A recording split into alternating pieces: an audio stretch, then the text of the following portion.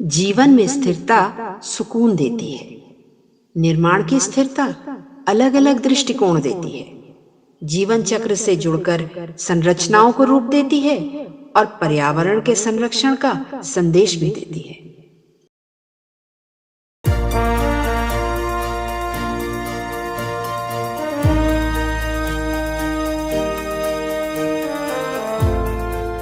Technology of home Bharat में निर्माण की बेहतरी के लिए शैक्षणिक जगत के साथ साथ उद्योग के प्रतिष्ठित दिग्गजों द्वारा ज्ञान साझा करने का एक स्वतंत्र मंच है। ये जेके सीमेंट और association of infrastructure industry India की एक संयुक्त पहल है। इस पहल में एक आम आदमी की मदद करने के लिए ये सुनिश्चित करेंगे कि वो एक मजबूत सुंदर घर बनाने के लिए उपयोग की जाने वाली सामग्रियों की उपयोगिता और प्रक्रियाओं से पूरी तरह अवगत हो, जिससे उसके घर के निर्माण के लिए धन का उपयोग ठीक से किया जा सके। तो आइए हम सुनते हैं प्रोफेसर डॉक्टर संदीप चौधरी से सस्टेनेबल कंस्ट्रक्शन के बारे में। सस्टेनेबिलिटी एक बहुत बड़ा सब्जेक्ट है और अगर जब हम इसको कंस्ट्रक्शन में लगाते हैं तो हमें ये देखना है कि हमें इस तरह का कंस्ट्रक्शन करना है जो सतत रूप से चलता रहे, बाद में कभी दिक्कत ना आए।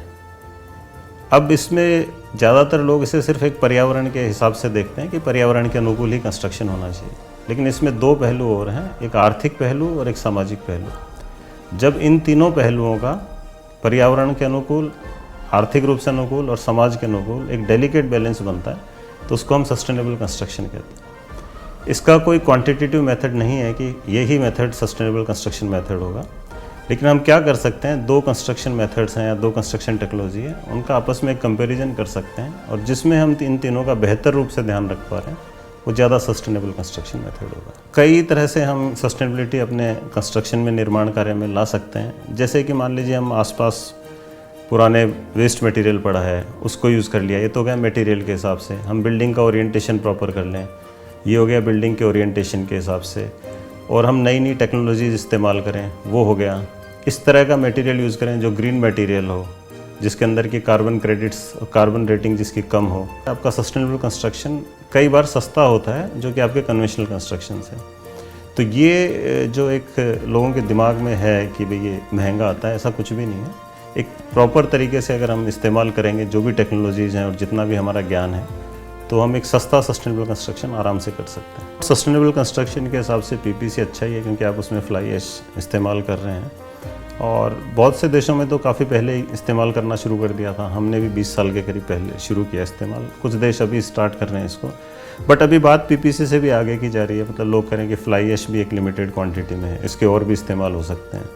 तो लोग इस तरह की भी उसमें जा रहे हैं बाइंडर मटेरियल में, जिसमें कि सीमेंट में और सीमेंट के रिप्लेसमेंट भी आए, तो वो भी एक बात चल रही है जिसको एलसीसी सीमेंट भी कहते हैं। जो एनवायरमेंटल वाला पहलू है उसके हिसाब से, जो ग्रीन बिल्डिंग का पहलू, उसके हिसाब से कुछ बेंचमार्क जरूर बने हुए हैं। जैसे हमारे देश में मोस्टली दो बेंचमार्क हैं, एक आईजीबीसी रेटिंग सिस्टम है, एक गृहा रेटिंग सिस्टम है। जो गृहा हमारा है और आईजीबीसी रेटिंग सिस्टम है उसमें बहुत ही सुंदर तरीके से बताया गया है कि मतलब आपने से ये मटेरियल यूज़ किया तो इतना आपका सस्टेनेबल कंस्ट्रक्शन हो जाएगा।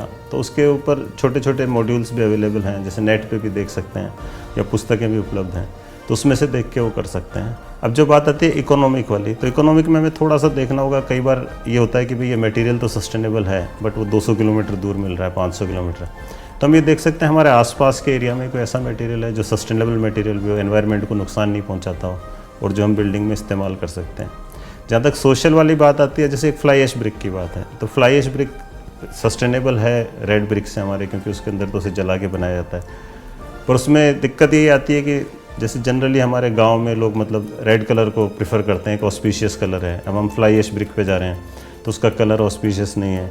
अच्छी बात यह है कि अब जैसे इंडियन स्टैंडर्ड्स में भी चेंजेस आने लगे हैं, उन्होंने भी ये एग्रीगेट्स के अंदर काफ़ी चेंज कर दिया। आपको रिसाइकल्ड एग्रीगेट यूज़ कर अलाउ कर दिया है, वेस्ट एग्रीगेट अलाउ कर दिया है, और अब तो इंडियन स्टैंडर्ड्स ने भी अलाउ कर दिया है सीएनडी वेस्ट का एज एग्रीगेट यूज़। अच्छा, इसके तरह तरह से यूज़ हो सकते हैं। इसका कोर्स एग्रीगेट भी की तरह भी यूज़ हो सकता है, मतलब गिट्टी की तरह भी। फाइन एग्रीगेट मतलब बजरी की तरह भी यूज़ हो सकता है। अभी तो लोग इसे सप्लीमेंट्री सीमेंटिशियस मटेरियल, मतलब सीमेंट का भी ऑल्टरनेटिव की तरह यूज़ करने की कोशिश कर रहे हैं। तो इसके मल्टीपल यूजेज हैं, हो सकते हैं। कुछ इसमें दिक्कतें, आप इसे सीधा यूज़ करेंगे तो जैसे वर्केबिलिटी आपकी घट जाती है, बट उसकी भी टेक्निक्स लोगों ने डेवलप की है। वर्केबिलिटी पे आप बढ़ा सकते हैं थोड़ा बहुत अपनी तरफ से इंटरवेंशन करके। और लोगों ने बिल्डिंग्स बनाई हैं, पूरी मल्टी स्टोरी बिल्डिंग्स बनाई हैं वेस्ट मटेरियल यूज़ करके। आज के जो कंस्ट्रक्शन अगर आपस में कंपेयर करें, उसमें हम अगर सस्टेनेबिलिटी को इंट्रोड्यूस करते हैं, सस्टेनेबल मटेरियल्स लाते हैं, टेक्निक्स लाते हैं, तो कहीं से भी वो इन्फीरियर तो नहीं होते।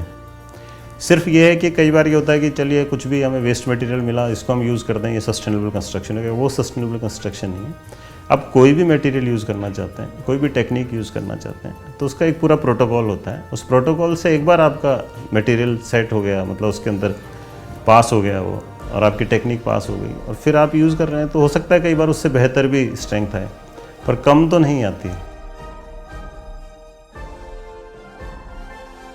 Professor doctor Sandeep Chaudhary, civil engineering विभाग, IIT इंदौर, लगभग 3 दशकों के अनुभव के साथ एक शिक्षाविद और कंक्रीट में वेस्ट मैनेजमेंट के उपयोग सहित स्टील कंक्रीट मिश्रित संरचनाओं और टिकाऊ सामग्री पर विषय वस्तु विशेषज्ञ हैं। टेक्नोलॉजी ऑफ होम, सुदृढ़ सुंदर निर्माण।